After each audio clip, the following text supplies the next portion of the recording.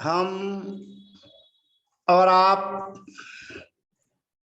दिगंबर जैनाचार्य श्री पूज्यपाद स्वामी विरचित जैनेन्द्र व्याकरण आचार्य श्री अभयनंदीकृत जैनेन्द्र महावृत्ति व्याकरण का अध्ययन कर रहे हैं और इस जैनेन्द्र महावृत्ति के अध्ययन में अजंत स्त्रीलिंग अधिकार चल रहा है और अजंत स्त्रीलिंग प्रकरण में दीर्घ उकारांत शब्द हमारे मध्य में है भ्रू। भ्रू माने होता है भौं। और आपको जो स्क्रीन पर जो दिख रहा होगा क्रोष्टी शब्द के नीचे रूप बने हुए, इस भ्रू शब्द में सु अतिरिक्त लग गया है, जुड़ा हुआ है। शब्द केवल भ्रू है, सुभ्रू नहीं। अब ये भ्रू शब्द की विशेषताएं क्या है?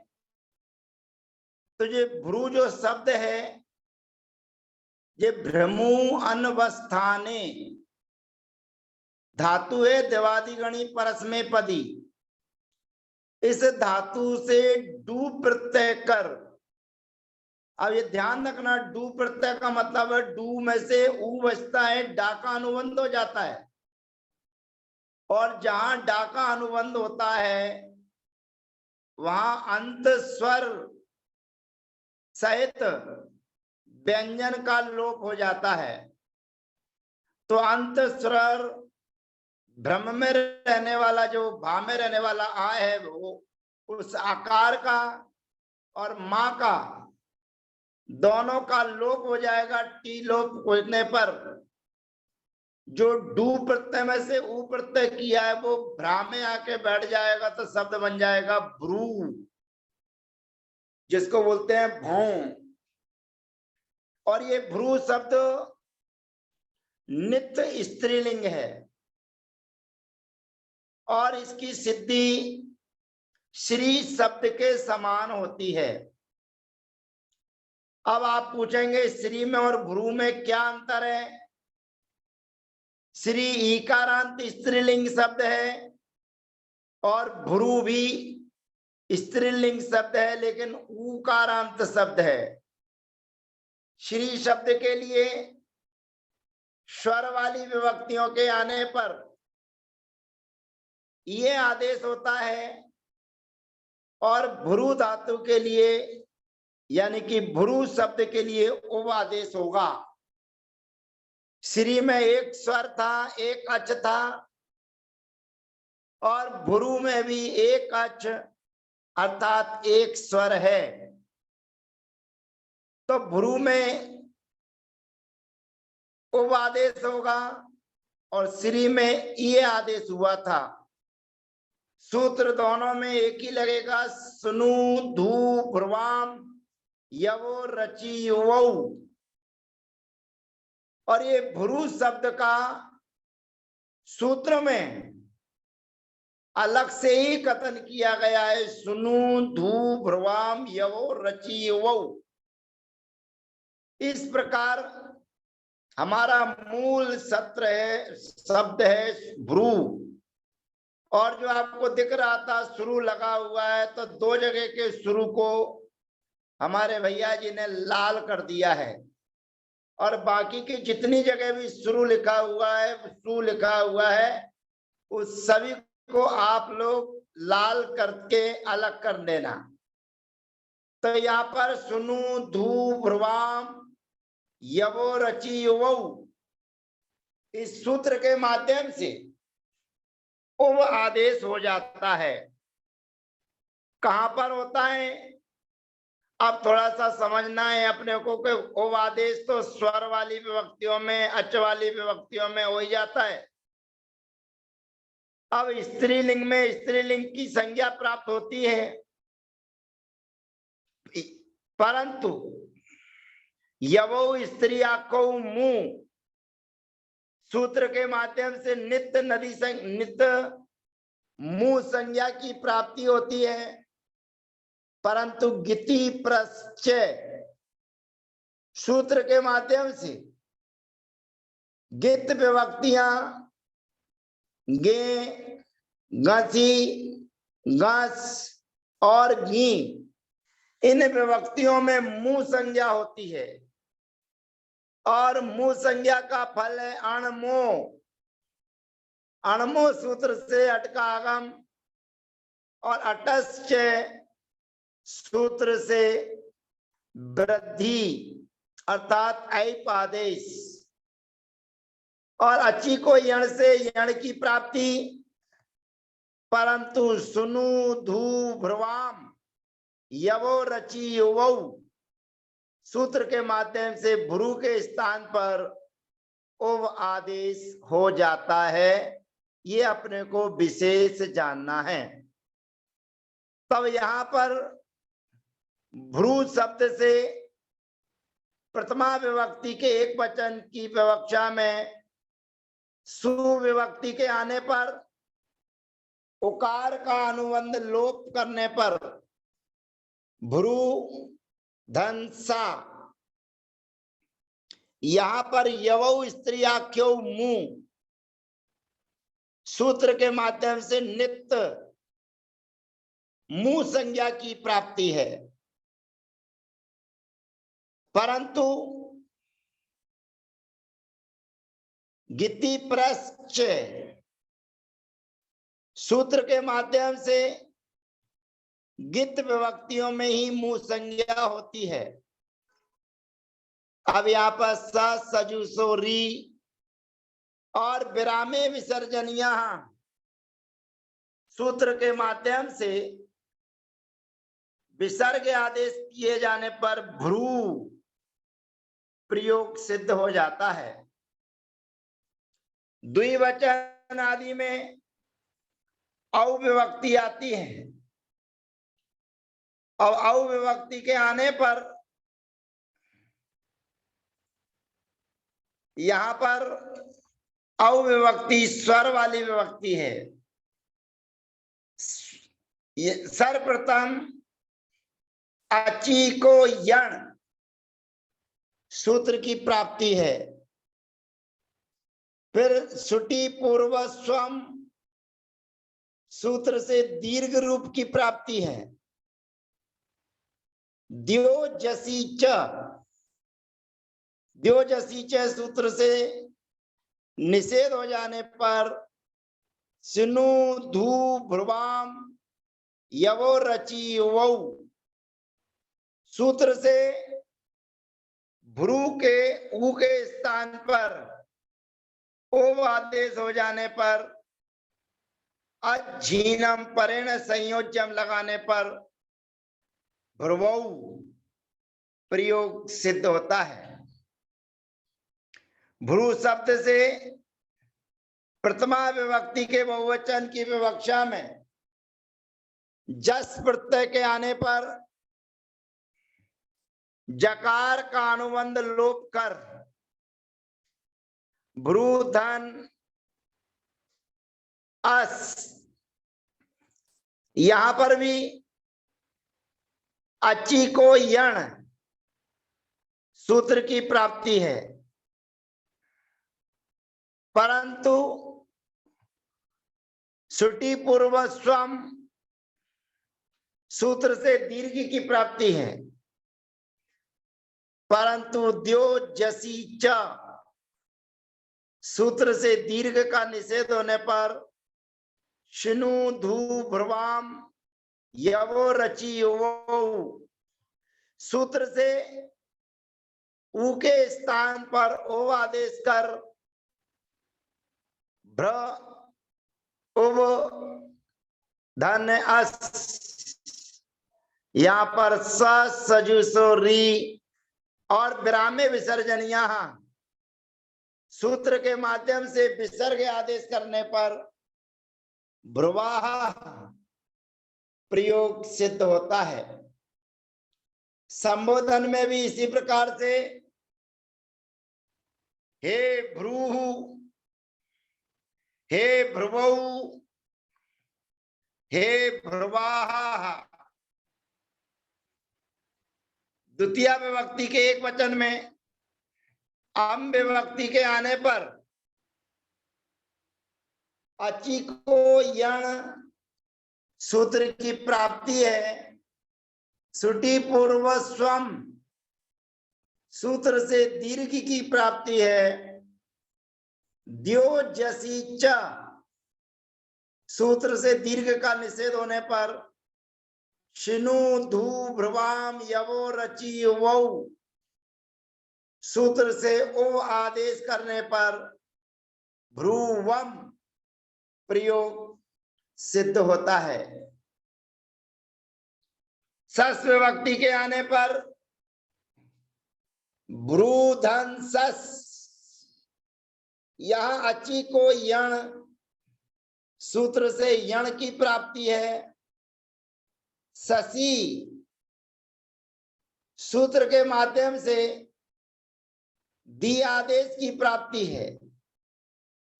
परंतु विष्णु धू भ्रुवाम यवो रचि वौ सूत्र के माध्यम से भ्रू शब्द के उकार के स्थान पर ओ आदेश कर भ्रा ओवो अस, इस स्थिति में सजुसो री सूत्र से विसर्ग री आदेश और विरामे विसर्जनीय सूत्र से विसर्ग आदेश करने पर भ्रुवाह प्रयोग सिद्ध होता है।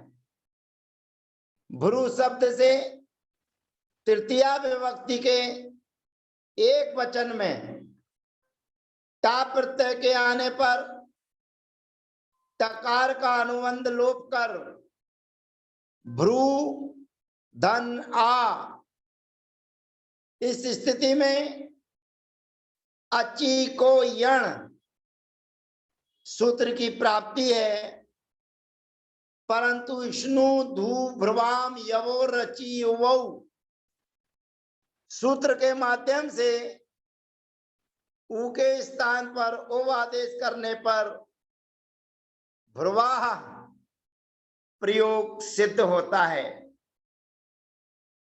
द्विवचन में भ्रू शब्द से तृतीय चतुर्थी पंचमी विभक्ति के द्विवचन में व्याम विभक्ति के आने पर अधुमृत सूत्र से मृत संज्ञा कर भ्रूभ्याम प्रयोग सिद्ध होता है।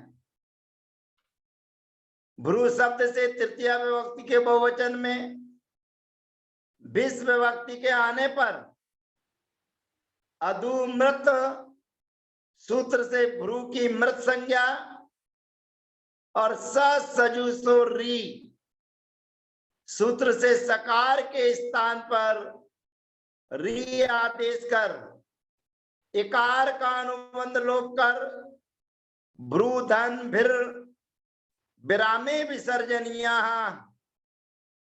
से विसर्ग आदेश करने पर भ्रू भी प्रयोग सिद्ध होता है। ये तृतीय विभक्ति तक के रूप आपको सामने नजर आ रहे हैं, जहां पर सु अलग कर दिया गया है। अब इसके आगे की विभक्ति चलती है चतुर्थी विभक्ति आदि।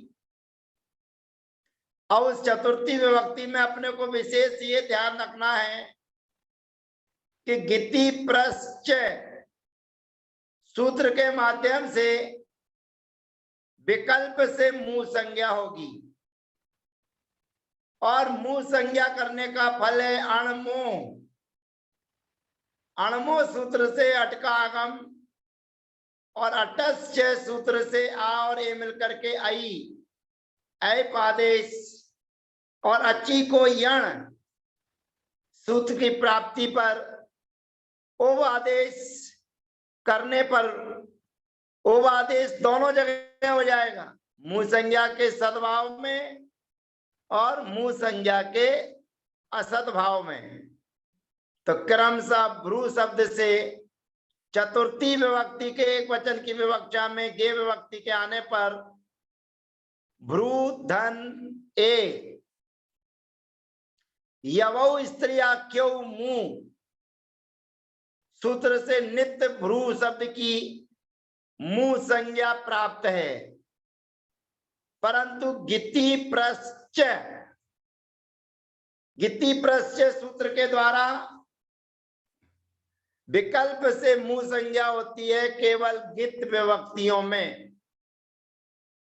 तो गित विभक्तियां गे, गसी, गस और गी में मुंह संज्ञा के पक्ष में अणमोह सूत्र से गे के लिए अटका आगम टकार का अनुबंध लोप कर भ्रू अ ए, अब आ और ए में अटश्च सूत्र के माध्यम से वृद्धि रूप आई आदेश हो जाएगा।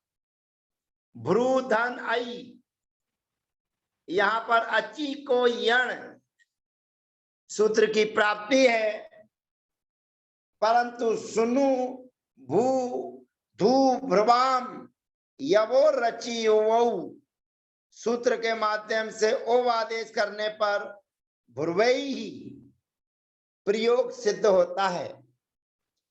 जहां पर मुंह संज्ञा नहीं करेंगे वहां पर अटका आगम नहीं होगा, तो वहां पर एक ही मात्रा रहेगी, अच्छी को यण से यण की प्राप्ति, और सिनु धू भ्रुवाम यवो रची ओवौ सूत्र के माध्यम से ओव आदेश करने पर भ्रुवे प्रयोग सिद्ध होता है।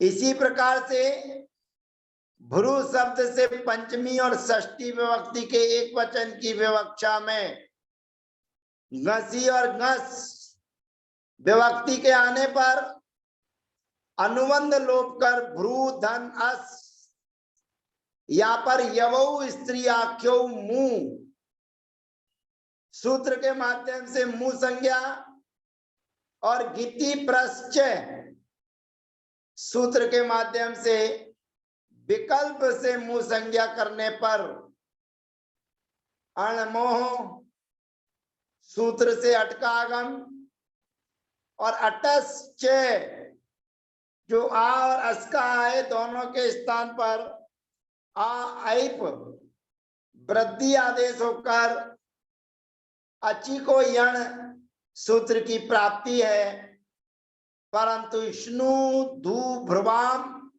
यवो ये रची युवौ सूत्र के माध्यम से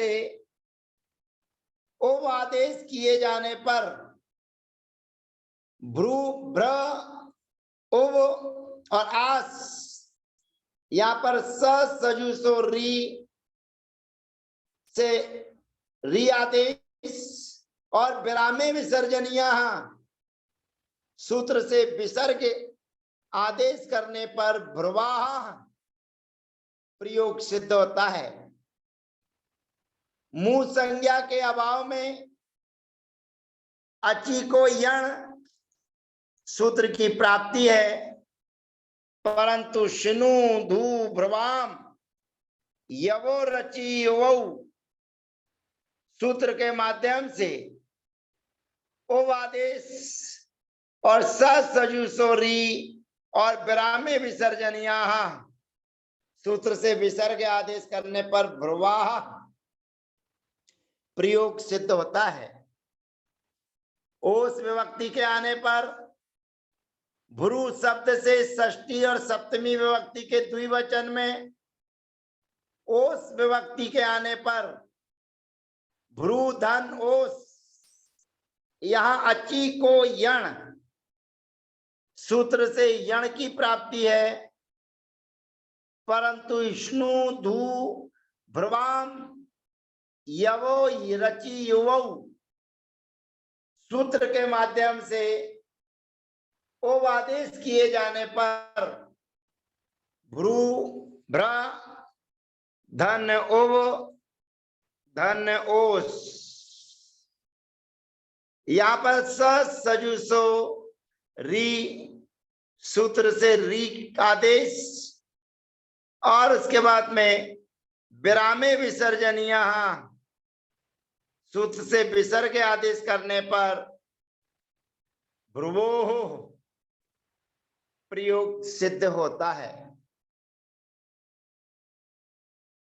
भ्रू शब्द से षष्ठी विभक्ति के बहुवचन में आम विभक्ति के आने पर भ्रूधन आम, यहाँ पर यवौ स्त्री आख्यो मुंह सूत्र से मुंह संज्ञा की प्राप्ति है, परंतु आमी युवो सूत्र से आम विभक्ति के होने पर मुंह संज्ञा होती है। परंतु अगला सूत्र कहता है वा, अर्थात जहां आम के स्थान पर ये और ओ आदेश होता है और उस आम की जो आम के होने पर जो मुंह संज्ञा की जाती है वह मुंह संज्ञा वा माने विकल्प से होती है, ऐसा जानना चाहिए। तो यहाँ पर आमी युवो सूत्र के द्वारा वा सूत्र की सहायता से विकल्प से मुंह संज्ञा की जाती है और मुंह संज्ञा करने पर प्रेल मेवाप चतुरो नुट, इस सूत्र से नुट के आगम की प्राप्ति है। तथा शिनु धू भ्रुवाम यवो रचि वौ सूत्र से ये आदेश की प्राप्ति है। युगपत दो सूत्रों की प्राप्ति होने पर स्पर्धे परम सूत्र की सहायता से प्रेल मेवाप चतुरो नुट सूत्र से नुट का आगम कर भ्रू धन ना धन आम, इस स्थिति में अट कुप वांग वेवाएपी सूत्र के माध्यम से नकार के स्थान पर नकार आदेश करने पर भ्रूणाम प्रयोग सिद्ध होता है। जहां पर मुंह संज्ञा नहीं की जाएगी वहां पर सिनु धू भ्रुवाम यवो रचि वौ सूत्र के माध्यम से ओ आदेश करने पर भ्रुवाम प्रयोग सिद्ध होता है। अब भ्रू शब्द से सप्तमी विभक्ति के एक वचन की विवक्षा में नी विभक्ति के आने पर अनुबंध लोप कर भ्रू धन ई, इस स्थिति में यवो स्त्री आख्यो मुंह सूत्र से भ्रू शब्द की नित्य मुंह संज्ञा प्राप्त होने पर नीति प्रश्चय सूत्र द्वारा विकल्प से मुंह संज्ञा कर मुंह संज्ञा के पक्ष में अणमो सूत्र से गी के लिए अटका आगम कर टकार का अनुबंध लोप कर भ्रू धन आ धन ई, यहां पर अटश्च सूत्र से आ और ई इन दोनों के स्थान पर एकार रूप ऐप की प्राप्ति होने पर गे राम मिवाम निब्या सूत्र से गी के स्थान पर आम आदेश कर भ्रू आम या अटच सूत्र से आ और आ के स्थान पर आकार रूप ऐप आदेश कर भ्रू धन आम, यहाँ पर अची को यण सूत्र की प्राप्ति होने पर शिनु धू भ्रुवाम यवो रची युवौ सूत्र से भ्रू शब्द के उकार के स्थान पर ओ आदेश करने पर भ्रुवाम प्रयोग सिद्ध होता है। मुंह संज्ञा के अभाव में भ्रू धन ई, यहाँ पर अची को यण सूत्र की प्राप्ति होने पर शिनु धू भ्रुवाम यवो रची युवौ सूत्र से भ्रू शब्द के उकार के स्थान पर ओ आदेश करने पर भ्रुवी प्रयोग सिद्ध होता है। भ्रू शब्द से सप्तमी विभक्ति के बहुवचन में सुप विभक्ति के आने पर पाकानुबंध लोप हो जाएगा। भ्रू धन सु या त्यादेशयो हो सूत्र के माध्यम से सकार के स्थान पर मूर्धन्य सकार आदेश करने पर भ्रू सु प्रयोग सिद्ध होता है। इस प्रकार से भ्रू शब्द की सिद्धि पूर्ण होती है। अगले सत्र में हम आपके बीच में स्वयं भू शब्द के साथ में मिलेंगे और अन्य जो शब्द हमारे बीच में आएंगे उनकी भी सिद्धि आपके बीच में होगी। अब दीर्घ उकारांत शब्द स्वयं भू हमारे बीच में आएगा। स्वयंभू शब्द की प्रक्रिया पुल्लिंग में रहने वाले स्वयंभू शब्द के सदस्य ही जानना है। स्वयंभू शब्द नित्य स्त्रीलिंग नहीं है किंतु विशेष लिंग के आश्रित है।